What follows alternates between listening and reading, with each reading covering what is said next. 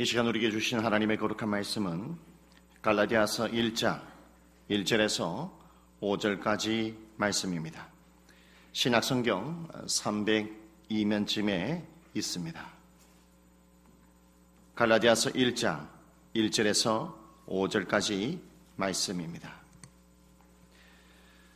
사람들에게서 난 것도 아니요 사람으로 말미암은 것도 아니요 오직 예수 그리스도와 그를 죽은 자 가운데서 살리신 하나님 아버지로 말미암아 사도된 바울은 함께 있는 모든 형제와 더불어 갈라디아 여러 교회들에게 우리 하나님 아버지와 주 예수 그리스도로부터 은혜와 평강이 있기를 원하노라.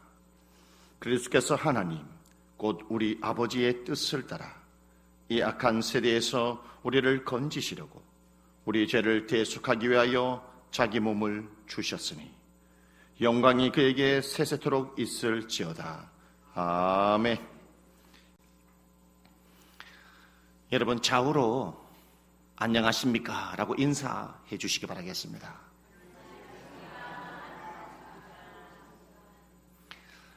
보통 우리가 만나면 안녕하십니까? 이렇게 인사를 합니다. 또한 한 주간 잘 보내셨습니까? 요즘은 어떻게 지내고 계신가요? 식사는 하셨습니까? 오늘 얼굴을 보니까 굉장히 피곤해 보입니다. 우리가 지인을 만날 때나 사람을 만날 때 이렇게 인사하는 이유가 무엇일까요? 그것은 내가 만나는 상대방이 정말로 이 세상을 잘 지내면서 살아갔으면 좋겠다라는 바래심이 있기 때문에 우리가 그렇게 인사를 한다라는 것이죠. 오늘 성경의 본문의 말씀을 통해서도 그것을 잘 알 수 있습니다. 오늘 1절의 말씀에 보면 사람들에게서 난 것도 아니요 사람으로 말미암은 것도 아니요 오직 예수 그리스도와 그를 죽은 자 가운데서 살리신 하나님 아버지로 말미암아 사도된 바울은 이라고 말씀하고 있습니다. 1절 말씀을 통해서 사도 바울은 자기 자신이 누구인지를 정확하게 밝히고 있습니다. 나는 예수 그리스도로부터 그리고 하나님으로부터 부르심을 받은 사도라고 분명히 말합니다. 이 말을 한다라는 것은 바울 사도가 이 갈라디아서의 진정한 저자라는 것을 밝혀주고 있다라는 것입니다. 그렇다면 바울은 이 갈라디아서 편지를 누구에게 편지를 적었겠습니까? 2절의 말씀에 보면 함께 있는 모든 형제와 더불어 갈라디아 여러 교회들에게라고 말씀을 하고 있습니다. 갈라디아 여러 교회들을 위해서 이 편지를 적었다라는 것을 알 수 있습니다. 갈라디아 지역이라는 것은 소아시아 지역을 의미합니다. 조금 더 정확하게 말하면 지금 현재의 터키 남부 지역을 갈라디아 지역이라고 말을 할 수 있다라는 것입니다. 그런데 바울 사도가 이 갈라디아서의 편지를 적으면서 꼭 빠뜨리지 않는 것이 하나 있다라는 것입니다. 그것이 뭐냐면 3절의 말씀에 나타나고 있어요. 우리 하나님 아버지와 주 예수 그리스도로부터 은혜와 평강이 있기를 원하노라. 은혜와 평강이 있기를 원하노라 라고 바울 사도가 갈라디아 교인들을 위해서, 교회를 위해서 이 내용을 적고 있다라는 것이죠. 바울 사도는 갈라디아서뿐만 아니라 그가 적은 대부분의 서신서에도 모든 성도들, 모든 교회들이 하나님의 은혜가 넘쳤으면 좋고 하나님의 평강이 있기를 바란다라는 마음에 있어서 이 내용을 적은 것을 볼 수 있다라는 것입니다. 여러분, 무엇 때문에 바울 사도는 모든 교회의 성도들과 그리고 오늘 갈라디아 교회의 여러 성도들을 하여서 왜 평강이 있기를 원합니다, 진정으로 평강이 있기를 원합니다라고 쓰는 그 이유가 무엇일까요? 그것은 바로 진정한 평강이신 예수 그리스도로부터 바울 사도가 부르심을 받았기 때문에 진정한 평강의 아이콘이신 예수 그리스도로부터 바울 사도가 부름받았기 때문에 내가 이 세상의 삶을 살아가면서 목회하면서 나의 진정한 아이콘은 바로 평강의 사도다. 평강의 아들이다. 평강의 하나님의 예배자라는 것을 나타내기 위해서 갈라디아 교회의 성도들에게 내가 평강의 길을 원합니다라고 이야기를 했다라는 것입니다. 그러므로 그리스도인들은 이 세상의 어떤 아이콘입니까? 바로 저와 여러분은 평강의 아이콘이 되어야 된다라고 오늘 성경의 본문의 말씀을 통해서 우리에게 말씀해 주고 있다라는 것입니다. 제가 초등학교 다닐 때에 학교가 먼 거리에 있었습니다. 그래서 초등학교를 가기 위해서는 산을 5개 넘어야만이 학교를 갈 수 있었어요. 한날 학교를 등교하기 위해서 가방을 메고 학교를 갔죠. 산을 하나를 넘고 2개를 넘고 4개를 넘고 5개를 넘어 초등학교 운동장에 도착했습니다. 그런데 그날 초등학교 운동장에 도착을 했는데요, 그날 얼마나 까치가 많이 울어대는지, 까치가 너무나 울어댔어요. 저는 그 까치 소리를 듣고 어떤 말을 했냐, 이야, 오늘 저 까치가 저렇게 울어제키니까 뭔가 좋은 기쁜 소식이 있겠구나. 오늘 까치가 이렇게 운동장에 울어제키니까 뭔가 행복하고 기쁜 소식이 있겠구나. 막 웃으면서 교실로 들어갔어요. 그날 학교 수업을 끝나고 이제 집에 들어와서 저녁에 그림 일기를 적었죠. 까치도 그리고 그게 학교 운동장을 그리면서 나는 오늘 학교에 갔다. 오늘 학교의 운동장에 들어섰을 때에 까치가 얼마나 울어대는지 나는 기분이 좋았다. 오늘 기쁜 소식이 있을 것이다 라고 막 그림 일기를 있잖아요. 막 멋들어지게 막 이렇게 그림 일기를 적었어요. 그리고 그 다음날 아침에 일어나서 다시 학교에 가게 되었죠. 그날 선생님께서 수업하기 이렇게 시작하고 난 다음에 선생님이 모두 그림 일기 검사를 하겠다고, 저는 자신감 있게 그림 일기를 책상 위에 올려놨어요. 선생님이 한 사람 한 사람 돌아가면서 그림 일기를 잘 적었는지 안 적었는지를 다 한 명씩 확인하는 거예요. 이제 제 차례가 되었을 때 선생님이 다 와서 그림 일기를 보면서 막 웃으시는 거예요. 맞아 은규야, 나도 어제 학교에 도착했을 때 운동장에서 얼마나 까치가 울어대는지 나도 오늘 막 뭔가 기쁜 소식이 있겠구나, 이러한 생각을 가지고 기쁜 마음으로 등교를 했다라는 거예요. 저는 그때 그 선생님의 웃음이 잊어지지가 않는 거예요. 여러분, 한국에서 기쁜 소식의 아이콘의 새가 무엇입니까? 까치잖아요. 한국에는요, 까치가 기쁜 소식을 전해주는 새라고 이렇게 우리가 알려져 있다는 것입니다. 여러분, 저와 여러분이 이래야 된다는 것입니다. 그리스도인은 복음을 가진 자예요. 복음의 소리를 들었다는 거예요. 복음이라는 것은 기쁜 소식이라는 거죠.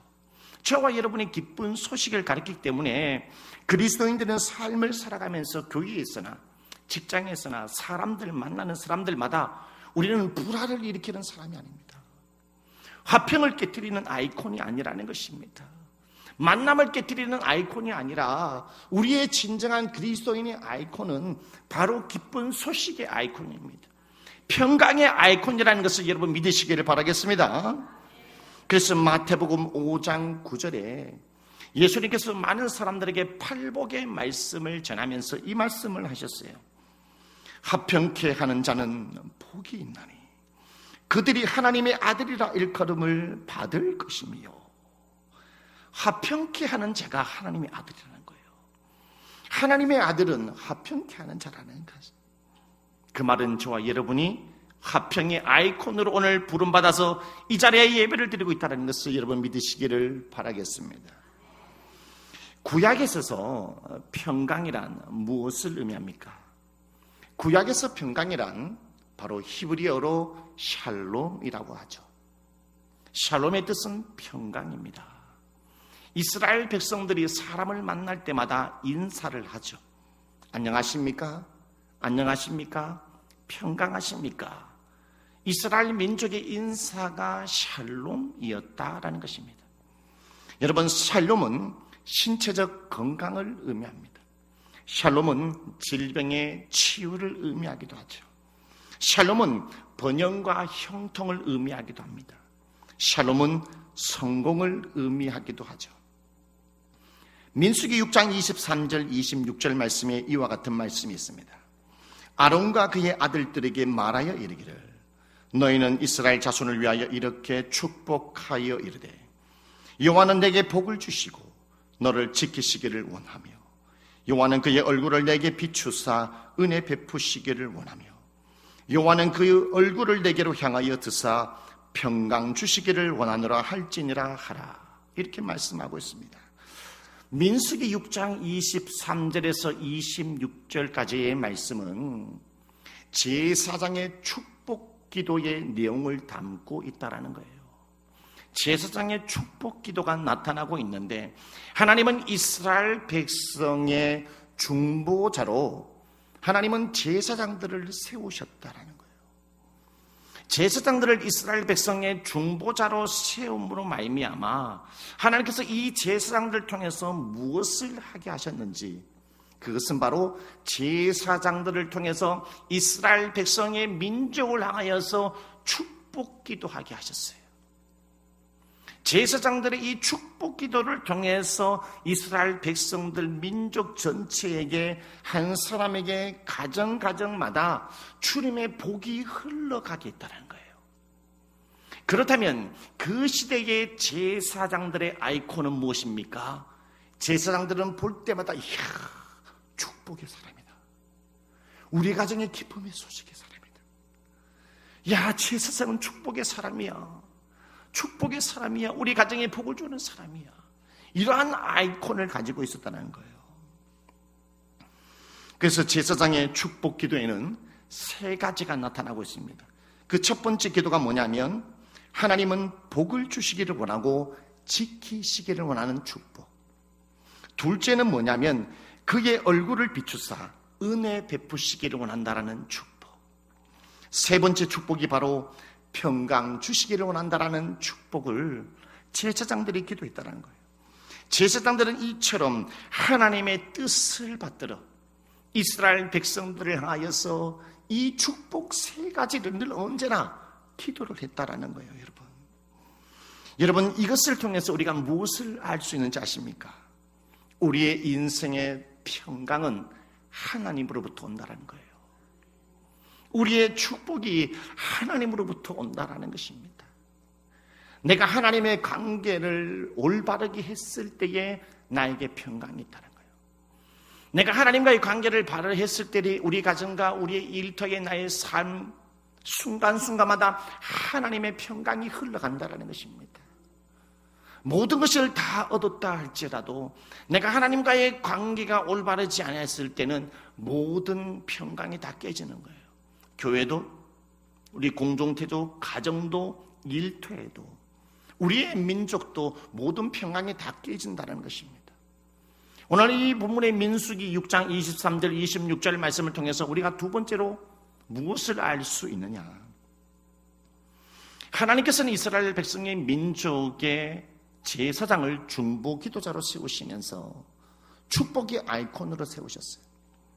오늘 이 시대의 그리스도인들 향하여 뭐라고 말을 하죠? 우리는 만인 제사장이라고 부른다는 거예요.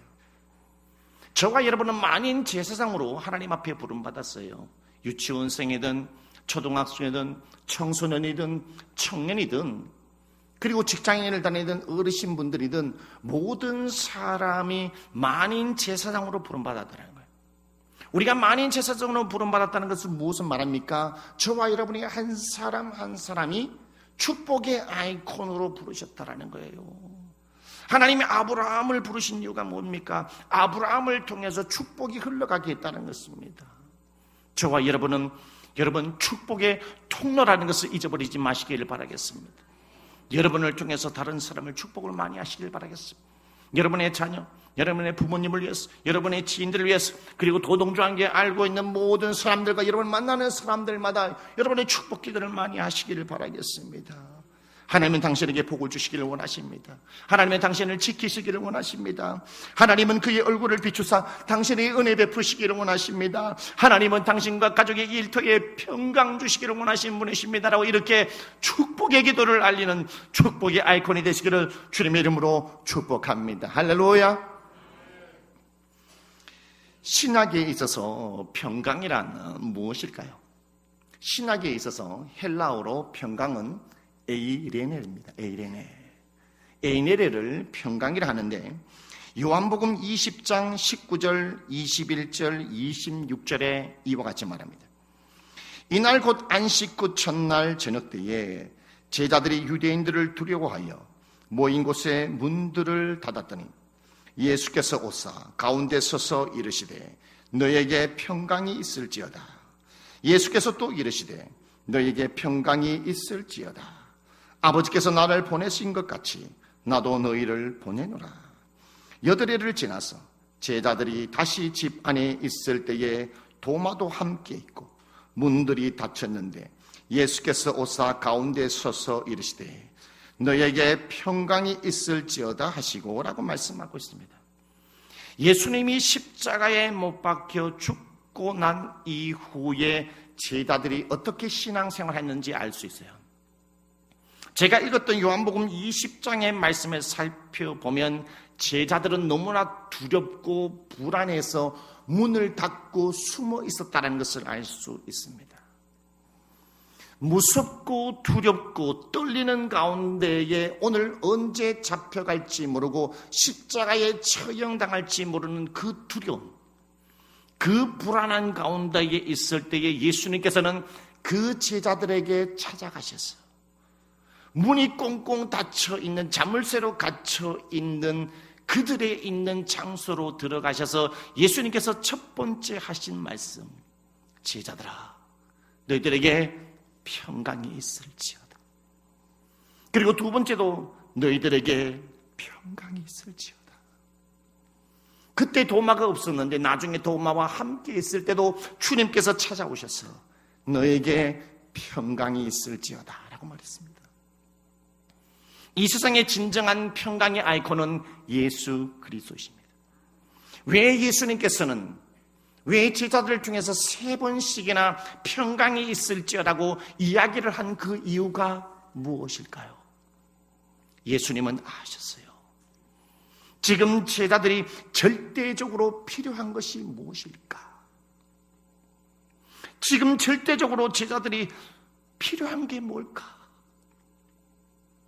자물쇠로 꽁꽁 닫혀져 있는 그 문을 열고 들어가시면서 주님께서는 단번에 알으셨죠.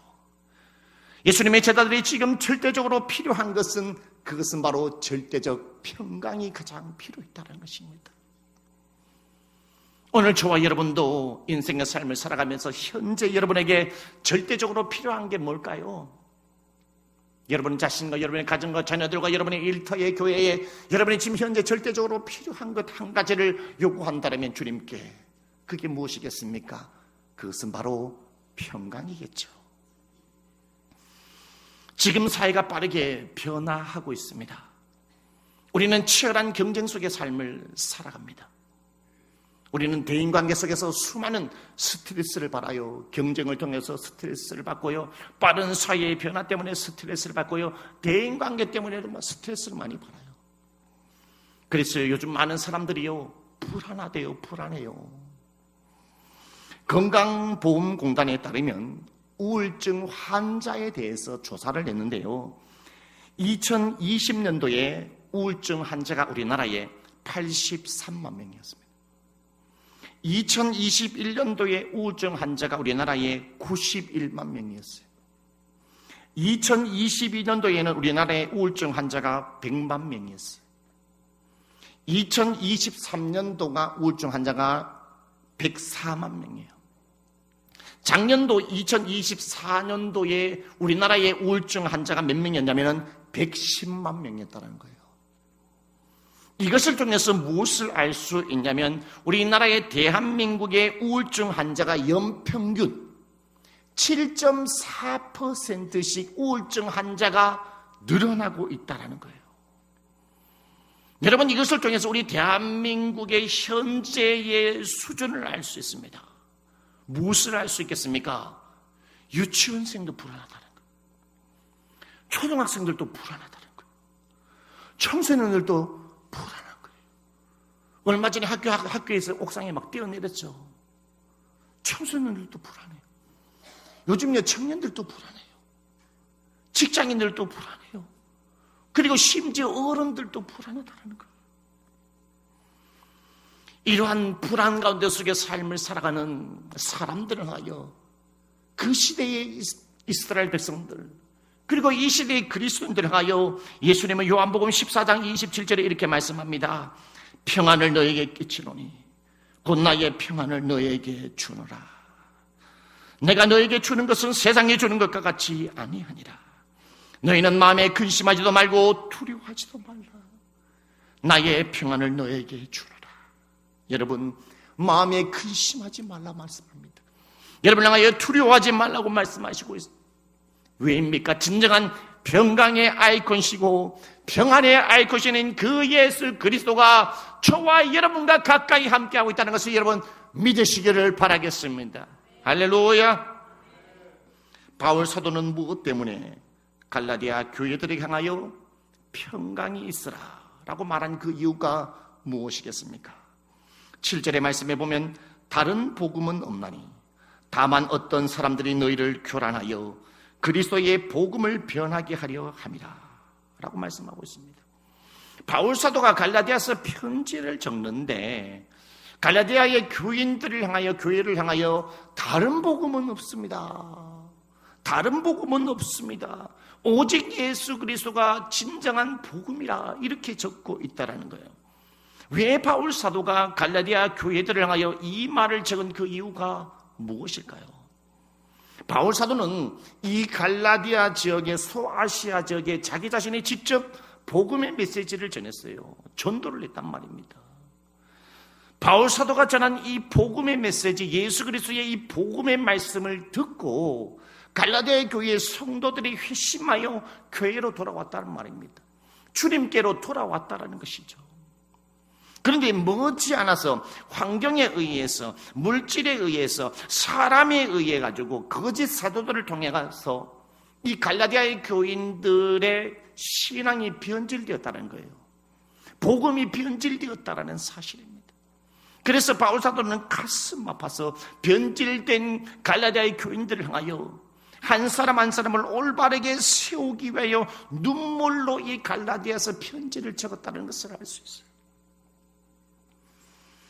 여러분, 샬롬의 어원적 의미가 무엇인지 아십니까? 샬롬의 어원적 의미는 온전함입니다. 온전함. 히브리어 동사에 보면은 실람이라는 동사가 있는데 이 실람이라는 동사의 뜻은 값을 지불하다,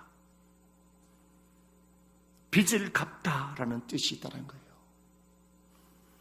이 말은 뭐냐면 내가 값을 지불하고 빚을 다 갚음을 통해서 상대방과의 거래를 완전히 종결시켰다는 것을 의미합니다. 진정한 평강이신 아이콘이신 예수 그리스도가 이 세상에 오심으로 말미암아 자신의 핏값을 하나님 앞에 지불하고 자신의 생명의 값을 하나님 앞에 지불함으로 말미암아 저와 여러분의 죄의 종로로 타고 진노의 자녀로 멸망할 수밖에 없는 저와 여러분의 그 모든 관계를 평강의 관계로 열어주셨다는 거예요. 화평의 관계로 열어주셨다는 거예요. 천국의 길을 열어주셨다는 것입니다. 얼마나 감사한지 모릅니다. 그래서 오늘 갈라디아 교회의 성도들을 향하여 여러분 하나님의 관계를 회복시켜 주십시오. 여러분의 자신이 하나님과의 관계가 회복되어야 됩니다. 그리고 관계가 깨진 사람들과의 관계도 여러분 회복하십시오. 하나님과의 관계가 올바르게 회복되고 사람의 관계가 올바르게 회복될 때에 내가 온전해질 수 있습니다. 그리할 때 나와 갈라디아의 교회와 여러분의 가정에 주님의 평강이 흘러 넘친다라는 그러한 뜻으로 오늘 바울 사도가 이 평강의 이야기를 적고 있다는 사실이에요, 여러분. 요한계시록 4장에 보면 라오디게아 교회가 나와요. 라오디게아 지역의 특징이 뭐냐면 교통의 요충지입니다. 그리고 섬유의 도시예요. 대구 하면은 섬유의 도시 아닙니까? 섬유의 도시라는 것은 의복이 발달했다는 거예요. 그래서 라오디게아 지역에는 의복이 발달했어요. 그리고 라오디게아 지역은 무엇이 발달했냐면 금융이 발달했다는 거예요. 돈이 많다라는 거죠. 그것뿐만 아니라 의과 학교가 있었다는 거예요. 그러니까 의사를 배출할 수 있는 학교가 이곳에 있었다는 겁니다. 그것뿐만이 아니라 이 라오디게아 지역은 안약이 유명했어요. 안약. 전 세계적으로 수출하는 안약이 굉장히 유명했다는 거예요. 그래서 한마디로 말하면 라오디게아 지역은 부유한 지역이다. 돈이 많았다는 겁니다. 그런데 라오디게아 지역에 단점이 하나 있었어요. 그 단점이 무엇이냐면 물이 좋지 않았다는 거예요. 이 물에 석회질이 있어서 물을 마실 수가 없었습니다. 석회질이 얼마나 많았으면 목욕도 할 수 없었다는 거예요. 그래서 라오디게아 지역의 이 문제를 해결하기 위해 가지고 목욕물을 해결하기 위해 가지고 히에라볼리에 있는 온천수를 수로를 파가지고 온천수를 끌어다 썼어요. 그런데 정말로 뜨끈뜨끈한 이제 온천수에 목욕을 할 수 있겠다. 오늘 내가 이 밤에 정말로 피곤한 몸을 달래기 위해서 뜨끈뜨끈한 온천수 히에라볼리에서 가지고 오는 뜨끈뜨끈한 온천수에 목욕을 할 수 있겠다라고 생각해가지고 온천수에 물을 탁 들어갔는데 실망하는 거예요. 왜 그럴까요? 멀리에서 수로를 파가지고 온천수가 오니까 오는 길에 다 식어버리는 겁니다. 그래서 또 라오디게아 지역에는 물을 못 마시잖아요. 날씨도 덥고 하는데 그래서 무엇을 기대했냐면 골로새 지역에는 시원한 물이 있지. 이제 드디어 우리 골로새로부터 시원한 냉수를 수로로 공급받으면 우리 무더운 날에 시원한 냉수를 마실 수 있겠지 라고 해서 막 뜨거운 날 막 낮에 골로새에서 수로를 나타나고 있는 그 물을 막 시원하겠다라고 막 기대하면서 물을 싹 마셨는데 어떻게 됐을까요? 수로를 막 먼 거리에서 오니까 시원한 물이 막 미지근하고 막 이렇게 된 거예요. 그래서 물을 싹 마시니까 미지근한 막 오니까 더운 날 미지근 물 마시니까 막 토해버리는 거예요. 토해버리고 막 뱉어버리는 거예요. 그래서 예수님께서 사도 요한에게 나타나서 이 갈라디아의 교회를 향하여 그 시대에 이러한 것들을 향하여 책망해요. 뭐라고 책망하느냐? 요한계시록 3장 15절 16절 말씀에 내가 내 행위를 아노니 내가 차지도 아니하고 뜨겁지도 아니하도다. 내가 차든지 뜨겁든지 하기를 원하노라. 내가 이같이 미지근하여 뜨겁지도 아니하고 차지도 아니하니 내 입에서 너를 토하여 버리리라. 라오디게아 교회의 성도들이요 신앙이 변질되고 열정이 식고 신앙이 타락이 되었어요. 그래서 주님께서는 그 라오디게아 지역의 그 특징을 보면서 성도들을 책망하는 거예요. 너희들이 골로새를 통해서 오는 그 냉수를 마시면서 토하지 않느냐? 왜 시원한 물이 아니고 왜 이렇게 미지근하냐? 토하는 것처럼 내가 너희들의 신앙을 볼 때마다 짜증난다. 야 미지근하다. 너희들은 차지도 않고 덥지도 않느냐? 하나님이 그들을 향하여 책망하셨어요.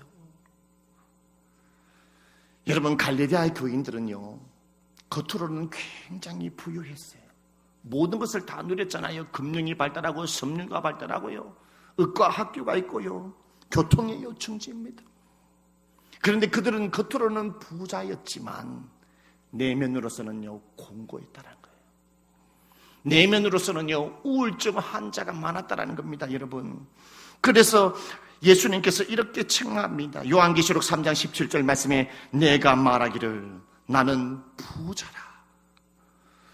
부유하여 부족한 것이 없다 하나 내 공고한 것과 가련한 것과 가난한 것과 눈먼 것과 벌거벗은 것을 알지 못하는도다. 너는 지금 공고하지 않느냐? 불안하지 않느냐? 우울증 환자가 아니냐? 주님께서 책망했어요. 라오디게의 성도들의 모습이 오늘 저와 여러분의 모습은 아닙니까? 여러분, 신기한 게 있어요. 우리가 정말 세상과 점점 가까이 하면 가까이 할수록 평강이 깨져요. 주님과 점점 멀어지고요. 예배와 점점 멀어지고요. 기도 생활에 점점 멀어지고요. 말씀과 점점 멀어지고요. 주님 생활을 점점 멀어지게 되면 평강이 점점 가까이 오는 것이 아니라 평강이 깨트려지는 것을 볼 수 있다는 거예요, 여러분. 오늘 나는 주님께로 점점 가까이 가고 있습니까? 정말 기도 생활을 점점 가까이 하고 있습니까? 예배 생활을 점점 가까이 하고 있습니까? 주님과의 점점 가까이 하는 삶을 살아가고 있습니까? 라오디게의 교회의 성도들이 점점 세상으로 갔기 때문에, 주님과의 점점 멀어졌기 때문에 그들이 공고하고 평강이 깨졌다는 것을 오늘 저와 여러분에게 말씀하고 있다는 것을 여러분 기억하시기를 바라겠습니다. 요즘 많은 사람들은 불안하다고 합니다. 모든 것들을 누리고 있다면서 불안해요. 학원 갈 거 다 학원 가고 있어요. 저는 중고등학교를 다닐 때 있잖아요. 학원이 막 너무나 가고 싶어가지고 학원 좀 보내주십시오. 학원 좀 보내주십시오. 학원 갈 형편이 안 돼가지고요. 그래도 꿈에도 소원인 수학학원 다녀보고 싶어요. 꿈에도 영어학원 다녀보고 싶어요. 학교를 다닐 때요. 마치 친구들 공부 잘하는 친구를 보니까요. 풍산 읍내에 막 독서실 가서 공부한대요. 나는 늘 그게 부러웠어요. 막 내 친구들이 야 독서실 가서 밤새기 공부하고, 야 나도 독서실 한번 가보고 싶다. 제 친구가 학교 다닐 때, 제가 고등학교 다닐 때요, 우리 집 그때 보면은요, 시티폰이라 해가지고 휴대폰 쳐 나왔어요. 차를 떡 탔는데 있잖아요. 내 친구는 가방에서 막 휴대폰만 이만한 거 아시죠? 예? 휴대폰만 8만한 거 있잖아요. 8만한 거 다 꺼내가지고 여보세요. 깜짝 놀랐어요. 나 그때 머리털하고 처음 봤어요. 얼마나 부러운지 말이에요. 지금은 스마트폰 막 다 갖고 있잖아요. 신학교에 제가 학교 공부할 때에 독일인 친구 3명이 왔어요. 독일 친구들 3명이 우리가 그날 있잖아요. 치킨을 사 먹는데 치킨을 먹으면서 놀리는 거예요. 신학생들 다 휴대폰 가지고 있으니까 독일 학생들은 다 휴대폰 갖고 있지 않대요. 우리가 모든 것을 다 누리면서 다 불안하고 공부하대요. 그래서 주님은 마태복음 11장 28절에 이렇게 말합니다. 수고하고 무거운 짐진 자들아 다 내게로 오라. 내가 너희를 쉬게 하리라. 할렐루야. 주님께로 갈 때 우리는 쉼과 평강을 얻을 수 있어요. 예수님은 이 세상의 시작도 평강으로 시작했어요. 누가복음 2장 14절 말씀에 지극히 높은 곳에서는 하나님께 영광이요 땅에서는 하나님이 기뻐하신 사람들 중에 평화로다. 예수님의 탄생을 놓고 가브리엘 천사가 지극히 높은 곳에서는 하나님께 영광이요 땅에서는 기뻐하심을 사람들 중에 평화로다. 예수님의 시작이 평강이었다니까요. 그리고 예수님의 십자가의 죽음과 부활하심에 이 세상의 공생의 마침도 평강을 우리들에게 빌었다는 것입니다. 요한복음 20장 19절 말씀에 이날 곧 안식구 첫날 저녁 때에 제자들이 유대인들을 두려워하여 모인 곳에 문들을 닫았더니 예수께서 오사 가운데 서서 이르시되 너희에게 평강이 있을지어다. 십자가에 죽고 주님께서 부활한 이후에 두렵고 떨리는 제자들에 찾아가셔서 마지막 공생의 마침표를 평강을 선포하셨다는 것입니다. 왜?